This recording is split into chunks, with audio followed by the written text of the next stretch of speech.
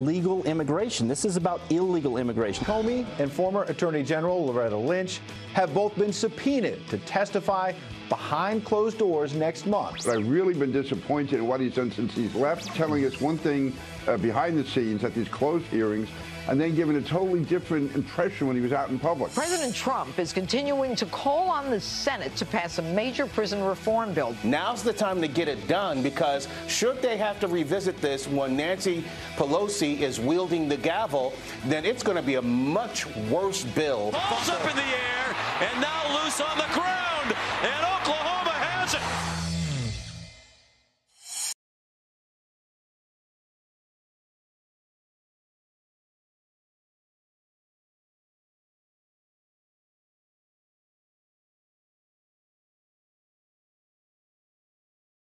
Christmas yet. It's still post-Thanksgiving. Yeah. This whole weekend, you're eating leftovers. You're still in the right? Yes, absolutely. We're gonna talk about leftovers later on, by the way. We need to. Can I just say this song reminds me of my daughter? It's her favorite song. Is it really? What is From this Meghan song? Trainor.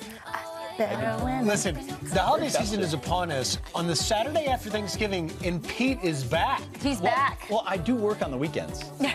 Saturday and Sunday. True. It's a really difficult work week. Saturday and Sunday. We got holiday lights and the trees out back in front of Fox Square, and we got Pete back in the chair. It's great to have you guys here. It's great. But we all have our families with us. It's true. This weekend in New York. Lots of kids, lots of festivity is the way it should be. But there's a lot of, well, kids, you might say, but a lot of people in a certain city looking for guidance. What might happen next? Jeff, you've spent a lot of time. Well, there's a lot of there. news. Look, the big news is still the caravan and the situation on the border. The president clearly making that a priority. But we're hearing also what's changed in this is the mayor of Tijuana, Juan Manuel Gastelum. And what changed and what surprised so many in this story is that he has had, as so many of the small towns and cities throughout Mexico, when I was with him for 13 days, trying to deal with this large group of 4,000 or 5,000 migrants moving across. Here is a tweet from the mayor, Mayor Gastelum, quote, excuse me, and he says, "We don't have sufficient and necessary infrastructure to adequately attend to these people to give them a decent space." Now, let me try and put that in context. In all of the small towns, we went from Chiapas to Oaxaca all the way across. This is such a large group. The populations of those little towns was only 1,000, 1,500. This is larger than the whole city. They don't have the resources. Now, this group has gotten to the border on Tijuana, and that is why the mayor is not only putting that quote out, but he's asking for the United Nations Human Rights Commission to give them support, give them money. He says, ultimately, Mayor Gastelum, "I will not spend Tijuana citizens' tax dollars for this crisis. It's arrived at my border." And, of course, President Trump also weighing in for that, tweeting this yesterday, calling for bipartisan support on the border, saying Republicans and Democrats must come together, finally, with a major border security package, which will include funding for the wall. After 40 years of talk, it is finally time for action. Fix the border for once and for all now. Will they fix it, Rachel? Well, it's interesting. On December 7th, there is a partial spending bill that's going to be coming up. And so the president, I think, is bringing a lot of attention to it. He hasn't. This is not a political stunt for him. This is what he ran on. But what's interesting and what will be fascinating to see if the media picks up on this, you know, they did not report on the protests in Tijuana and in many of these places where the caravan has come, where people from those Mexican towns, Mexican citizens are going, hey, we don't like this. Our crime is increasing. Our resources are getting strained. A lot of the same things we say on this side of the border, but the media has not been reporting it. This is now getting to a point or a threshold where they're going to have to start reporting this. They really are. And you know what? Good on the Mexican, or on the Tijuana mayor for saying this. It's the type of things Angela Merkel wouldn't say for a long time. Right. Listen, she covered it up, the refugee crisis in her own country. The mayor of Tijuana saying, I can't handle this. I'm calling on the president of Mexico to do something about it. He's not doing anything about it. And I think citizens here look at this and say, what will our Congress ever do, if anything? And there's a lot of frustration, Rachel, to your point. Republicans have had control for 2 years. Right. This president is serious about this issue. Will they spend the time in this lame duck session to actually try to address it? I want to quick clarify. Some of the media has covered it, just not a lot, and certainly it goes against the narrative that has been out there, so it's been very muted. Back to your question about the funding. Look, I think he's warning. He's sending out warning signals. I could shut down the government come December 7th. The question will be who will get the blame, because there will be Republicans, by the way, especially on the Senate side, who might not want to sign that bill to include border wall funding. So will the president get the blame, or will all this attention on the border and seeing it happening on the Mexican side and the American side make people go, you know what? This is a president who's finally trying to do something that everybody else said they were going to do and never did. Exactly. And, you know, it's a great point. The media has reported on it, just not to the extent that it is put in pure context. The fact that we had a year ago, a caravan came. Yeah. It proved the problem that we've got, a solution that was needed. The president has stayed on top of finding that solution. Now it has come to a head, and it is unavoidable any way you cut it. Any way you come from this perspective, you're going to have to deal with it. It's a real problem. So DeRoy Murdoch, he's a Fox News contributor. He was on this channel yesterday, had this to say about a potential for a government shutdown. Listen.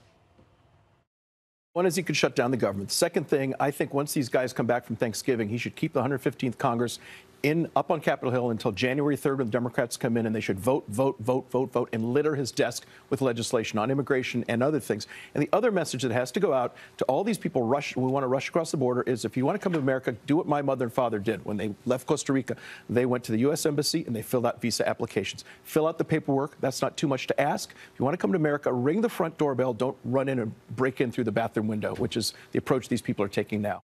It's a great point.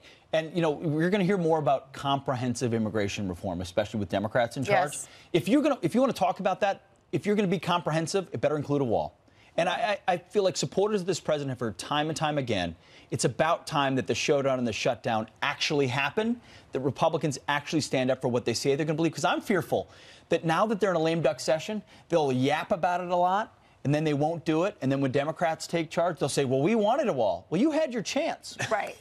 Why didn't you do anything? This is an important point to point out to Republicans. And it's an important point that DeRoy brings up about immigrants. So it is often immigrants and the children of immigrants who are most upset about this, because they understand that doing it the right way is, by the way, why a lot of them left their own countries. They want rule and law and order. That's a great point. And so I think you guys have lost your minds. You're completely out of sync with people like Murphy Brown, the great 80s sitcom that has returned to television. It's returned?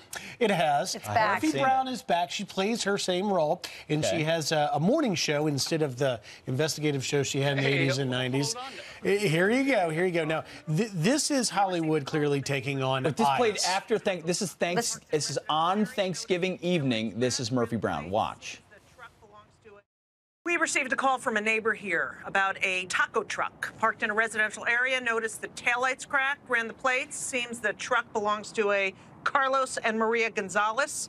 Undocumented immigrants, outstanding removal order. You guys cannot barge in here like this. I know you're used to dealing with people who are scared and vulnerable, but if you don't get out of this truck, I will spatchcock you. What did they do except give up everything so I could grow up in a country that we thought was the most compassionate place in the world? Sorry, kid. We're just following government orders. So as if that isn't enough, she was going to take a spatula to them.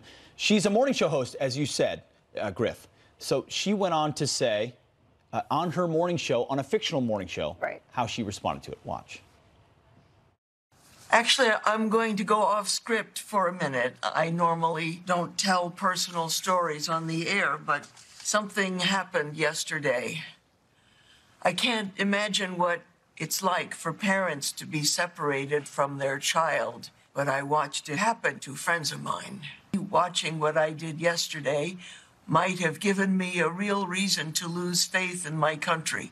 But I refuse to believe that we've become so jaded that we feel nothing when we see these human beings experiencing such heartache. There has to be a way to fix this. We can do better. We will do better. So you're watching, you're with your family. It's Thanksgiving, and you turn that on, and you see basically an anti-law and order, anti-law enforcement advertisement on CBS. This idea that these ICE officers doing their jobs are the criminals, are the terrible Americans for enforcing the law. It is the manifestation of our current debate played out in Hollywood. I was just disappointed Dan Quayle wasn't in the episode. Yeah, that's right. He had that famous role back then. But listen, I mean, this is Hollywood's narrative on this. If you don't feel something for these, and the assumption is that the other side doesn't have compassion for those who are trying to come. It's absolutely false. We all understand why they want to come across the border. We all understand why they want to take the risk. The question is do we as a country want to encourage that? Because it creates a lot of problems, like the ones that you're seeing in Tijuana, like the ones we're seeing on this side of the border. But that's the narrative. It's you must not have a heart. If you're for the wall, if you're for law and order, if you're for securing the border, you must be a heartless person. You just hate brown people. Right. Well, really, that's what there's a racist component, yes. Correct. Well, in fairness to Hollywood, they are often the forum that challenges our social norms. But in this case, this episode takes two leaves of absence, which is one, the president has changed his family separation policy. So right now, that is not in place that would be applicable that she's talking about. And two, it is a debate now about the rule of law. It isn't an issue that the taco truck, I get it, it's very dramatic, and the young man, and you can't but help watch that and feel some compassion for it, but she's playing down the rule of law aspect of this. So we want to know what you think. Email us at friends@foxnews.com and let us know. And we're going to talk about Angela Merkel later in the program. They've seen the issues with unfettered illegal immigration and refugees. But as Griff said, email us, friends@foxnews.com. All right, and we're going to turn now to your headlines, and we begin with a Fox News alert. An American hero is killed in action. The military confirming the death of a U.S. service member in Afghanistan overnight. Further details surrounding the incident are not yet available. This is the 9th American killed in action in Afghanistan this year. Earlier this month, Major Brent Taylor was killed in an insider attack in Kabul. Former CIA and NSA Director Michael Hayden is in the hospital after suffering a stroke. Hayden is receiving expert medical care, according to a statement released by his family. The retired four-star Air Force general led the NSA for President Bill Clinton and George W. Bush. He then led the CIA until his retirement in 2009. And those are your headlines. We certainly wish him the best. Absolutely. All right. President Trump pushing for bipartisan support on major criminal justice reform. Why our next guest says it's important to pass it before Democrats take over the House. We'll see. And Georgia Democrats calling for another investigation against another one. Governor-elect Brian Kemp, this time for a crime of fashion, they say. I think I see that.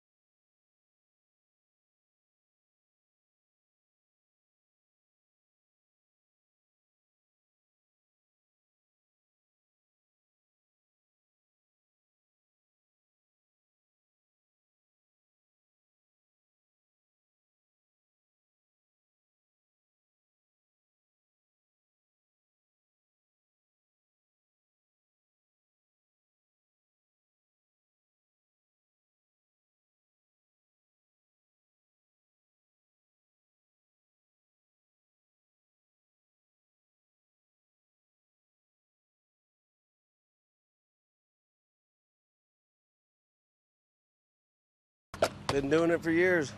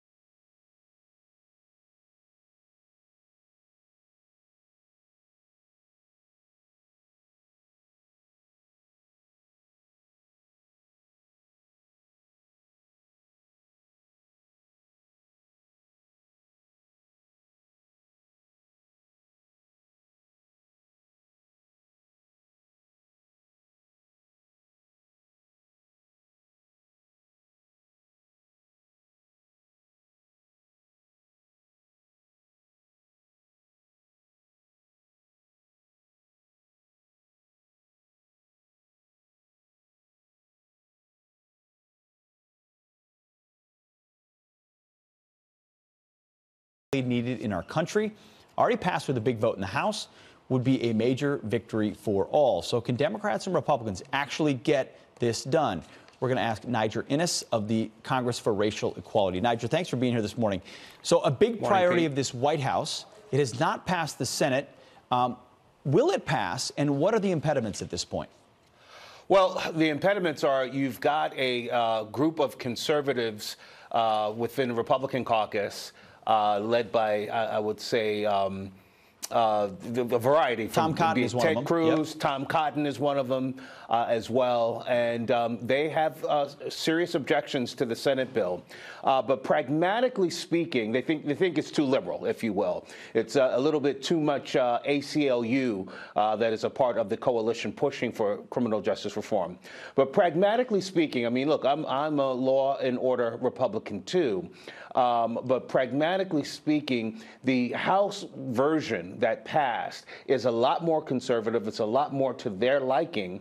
The Senate bill is a little, veers a little bit more to the left. Yep. But the practicality is, if they don't pass criminal justice reform now and have some type of compromise bill that's something in between the House version and the Senate bill, then you're going to have a situation where instead of this conservative criminal justice reform bill that was passed by the House, you're now going to have to negotiate with Nancy Pelosi, the likes of Maxine Waters, all inspired and having fires lit to their butt by folk like Alexandria Ocasio-Cortez. So you're saying you got your best chance in conference where the two bills meet with a more conservative House bill. Let's talk a bit about the Senate bill, though. Here, the First Step Act is what it's called. Here's what it would do. Eliminate so-called stacking regulation. Judges can reduce mandatory minimums for nonviolent drug offenders, change the 3 strikes you're out penalty from life in prison to 25 years. So for conservatives in the Senate, what is it about the Senate bill that is not to their liking?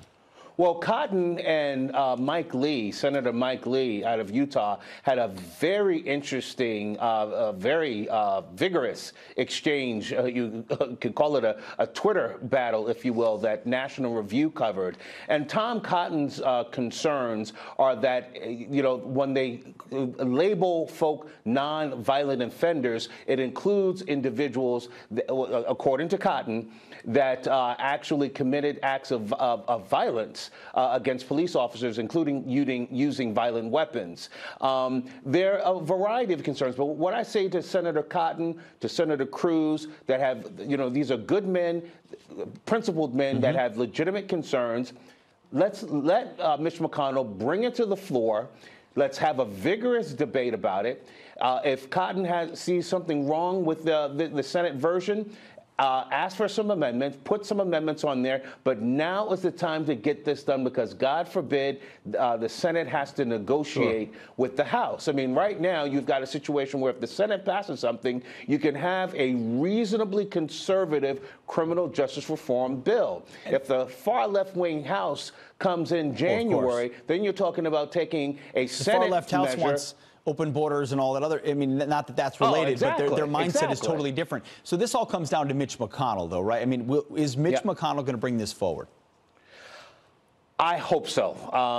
You have the most extraordinary coalition of conservatives and liberals. You've got liberal groups like the ACLU that are in favor of it, but you also have the Fraternal Order of Police, the largest police union in the country. You've got Christian conservatives. This is an extraordinary coalition. You've had Christian conservatives that are promoting criminal justice reform, along with small government libertarians that are promoting this. So you haven't had this type of coalition, bipartisan, multi-ideological, since the civil rights movement of the 1960s. So I think with that kind of pressure, and the Christian conservative, led by Ralph Reed, are doing an active campaign, particularly going after Cotton and Senator Cruz to try to persuade them to at least push Mitch McConnell to get it on the floor. And, of course, it was something Barack Obama not able to do in his time in office as well. Niger, thank you very much for your time this morning. Appreciate it. Thanks, Pete.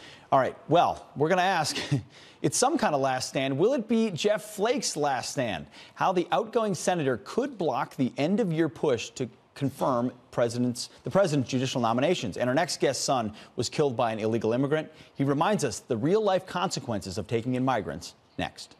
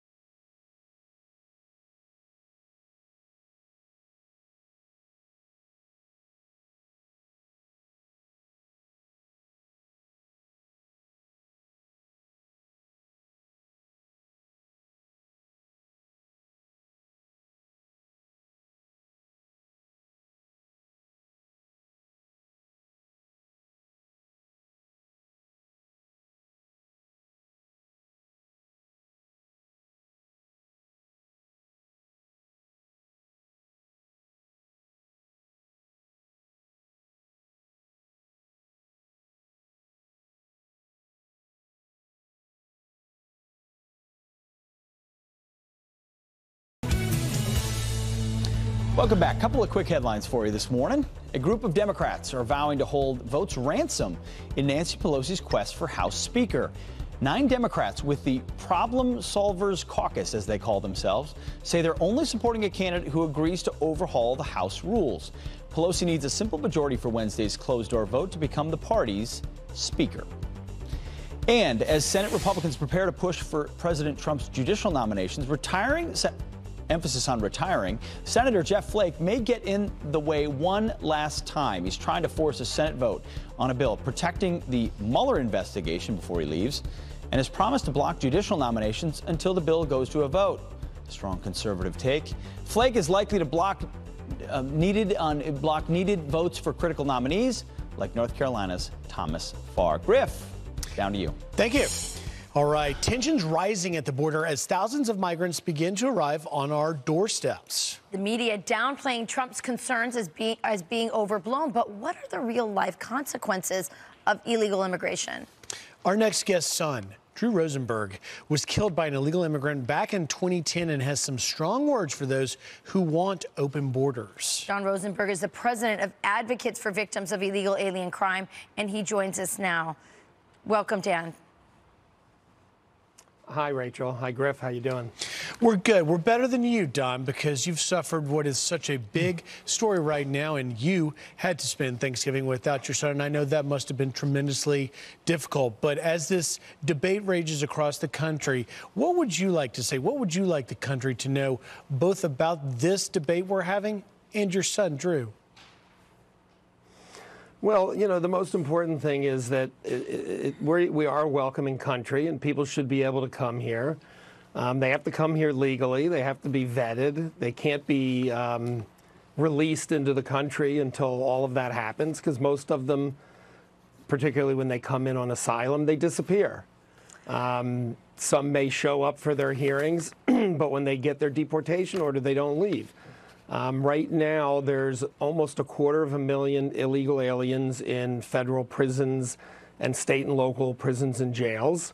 And they've committed probably close to 2 million crimes. So when you hear people talking about, oh, that, you know, they commit less crimes than the native-born, A, that's not true, but B, I really don't care, because none of the crimes that they've committed should have happened. My son should be alive. And, you know, he was in really the prime of his life. He was his second year of law school and had everything to live for. And, you know, when I hear these advocates talking about, oh, separating kids from their, you know, from their parents, well, it's temporary. We just had our 8th Thanksgiving without my son. His 8th anniversary was November 16th. So I don't want to hear anybody talking about they're temporarily separated. I have no Right. tears for them whatsoever. So a lot of Democrats, and especially the media as well, on many other networks, are saying that that the border caravan doesn't really pose a threat, that this is just political theater. What do you say to that? Well, look, you know, there's a lot of arguments as to how many people are there. We know there are thousands, and we know there are thousands more coming. And the question I would ask is, how many that are there are you willing to accept in the country that are criminals? And the answer should be 0, or at least make every attempt to screen them. So to say that they're not a threat is absurd. And ironically, you know, one of the reasons they haven't just marched across is because there's triple fencing down there. Right. So, you know, when you talk about a wall, that's, you know, there's a reason. Otherwise, they would be in, and who knows what they're going to do. At least we're prepared for them, and we'll see what happens. And of those who are going through the asylum process, probably only they say about 20% actually have passed whatever the criteria is for seeking asylum, correct? Yeah. What most people don't realize is about 80% of those people will be given credible fear, which would allow them to come into the country, and because of the, you know, catch and release, they'd be released into the, you know, into the interior of the country. 53% of that group will never even file for asylum. So right off the bat, you know, more than half will just disappear. And then of the remainder, you know, although they will, you know, most of them won't get asylum, they'll never leave. All right, Don. So you're. Thank you very much for joining us, and it's important we also remember your son, Drew, such a great young man with so much promise, and we thank you for taking time to come on and share your story with us. Thank you, Don. Great, thank you. Thank you it. both. I appreciate it. Of course. All right, German Chancellor Angela Merkel taking on nationalism in a veiled swipe at President Trump. Does she really believe fighting for your country is not patriotic? And the power of Pelosi, putting Democrats in a real leadership dilemma. Will Nancy get the help she needs to become Speaker of the House? We'll find out. That's coming up. Stay tuned.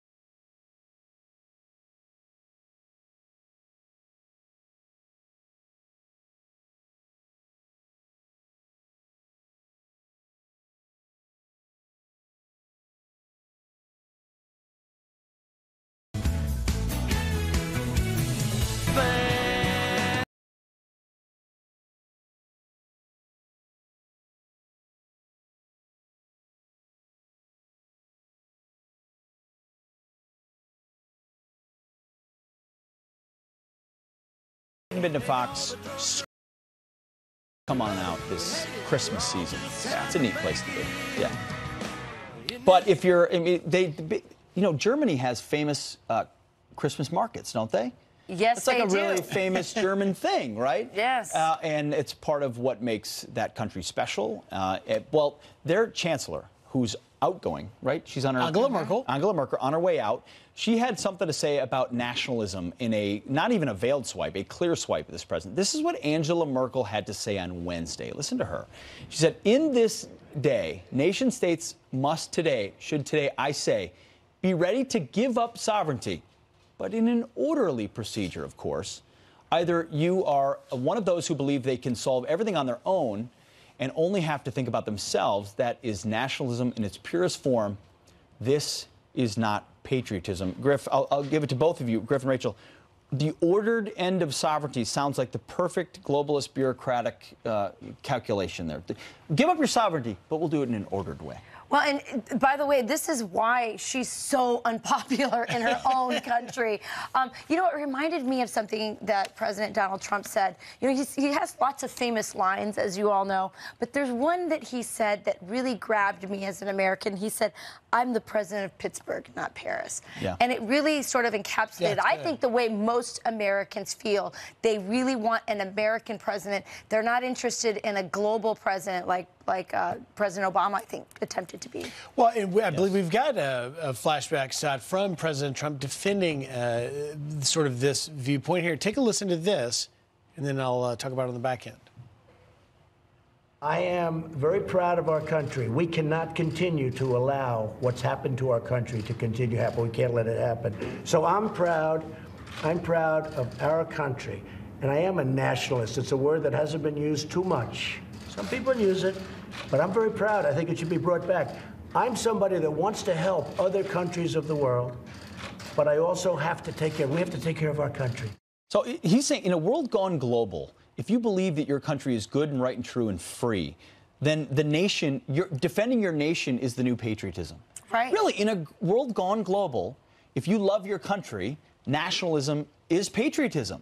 And that's the exact opposite of what Angela Merkel And Donald Trump has encouraged other countries. He's saying, look, I'm going to take care of my country. I'm going to put my country first. You should put your country first.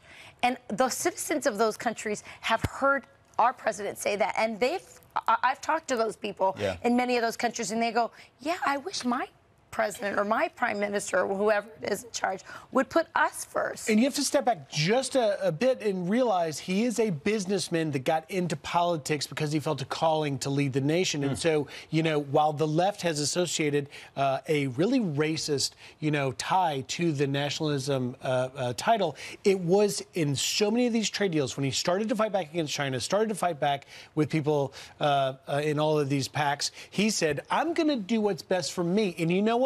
Those countries are going to do the best thing for them. Yeah. Why wouldn't they? They would be stupid not to. So it was bore out of an economic position to give us a better strengthening. If you think of your country's citizens as your own children, you want to work as hard as you can to give them the best future they've got. And that's really the comparison that he's making with regards to American citizens in a global economy. It's a great point. We're a big American family. By the way, later in the program, we might play a video. I bought a commercial-sized flagpole for my Of course he did. Of course. Way too big for my property. With a big flag. We're waiting for the homeowner association to weigh in on this. Thankfully, no homeowners association. But maybe we'll play that video of my kids pledging allegiance to the flag. They're proud little patriots. I can't wait to see that. All right, we're going to get to some headlines first.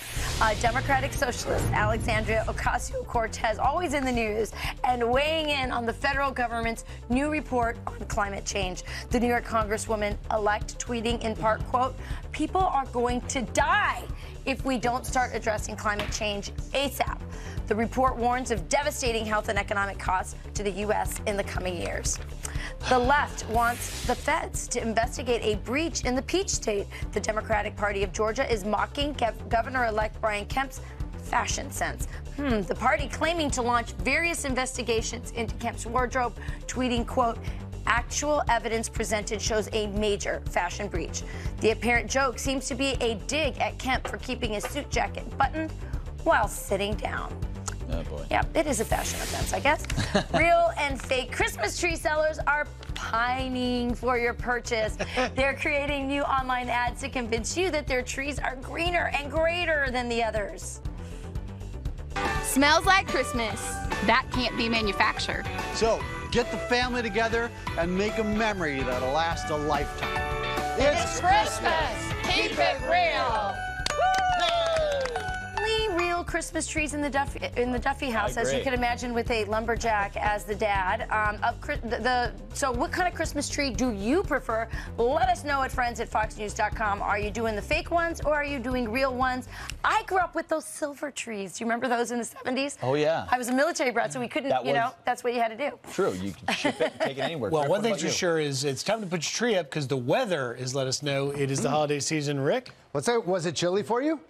Yeah. Yeah. It's been very cold. It was good. I blame you. Last weekend, you were like, so it sounds like it'll be normal for Thanksgiving Day. I did say that, didn't I? If Thanksgiving Day were like on January 20th. That's right. Or in Wisconsin.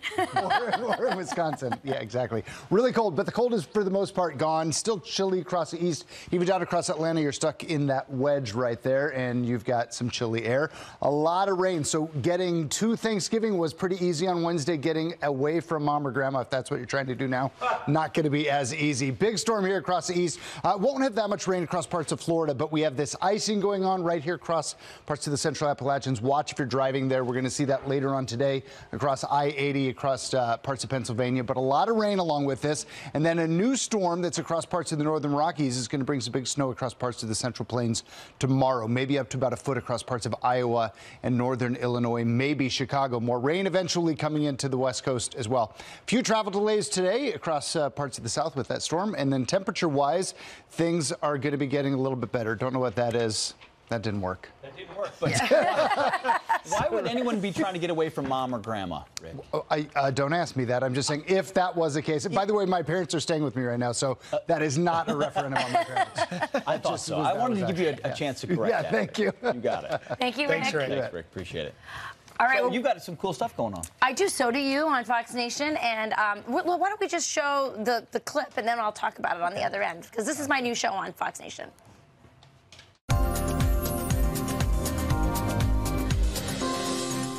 I was an at-home mom for 14 years before I started working. And I will tell you that I think it's helped me because you feel guilty about things when you're at home as well. And so there is no perfect solution. There are things that you're giving to your kids by them watching you working, and there's things that women who are at home are doing and are doing an amazing job. And so I think that it's just a female. I thought it was a Catholic condition. It seems like it's more of a female.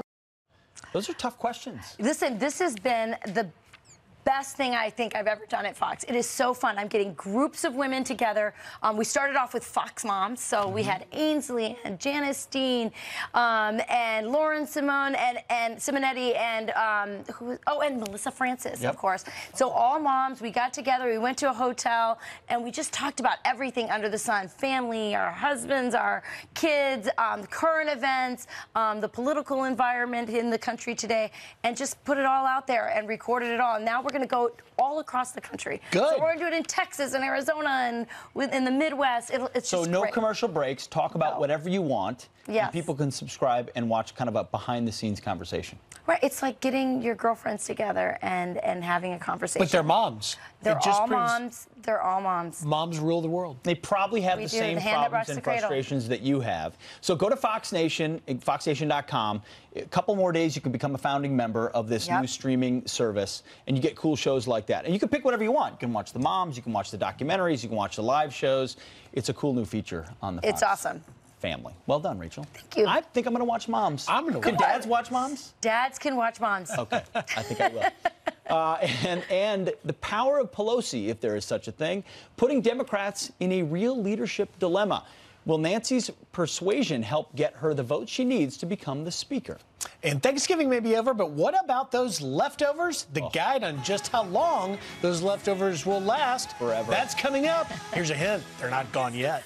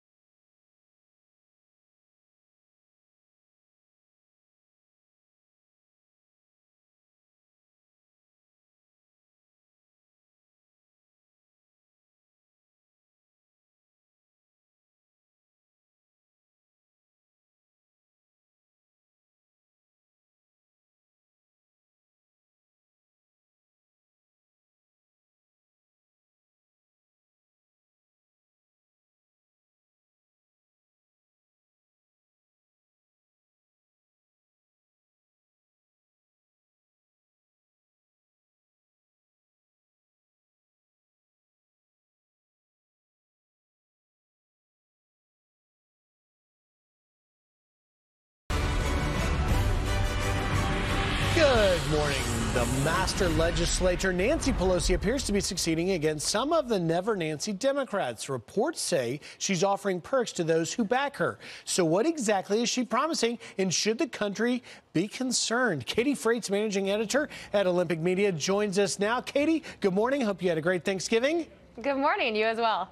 Let's talk Pelosi. What is behind the, now we hear the phrase, power of Pelosi? There were 16 against her. Higgins, the Democrat, now pulling out. Now there's only 15. What is it about her that she's got this power of persuasion?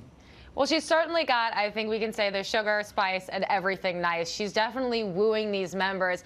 But one of the problems, Griff, is that as Speaker, that position has actually lost a lot of the power it used to have when you had earmark reform. So she can't necessarily say, I'll give you money for X if you vote for me. Now she gives out chairmanships. She's creating leadership positions to make people feel important.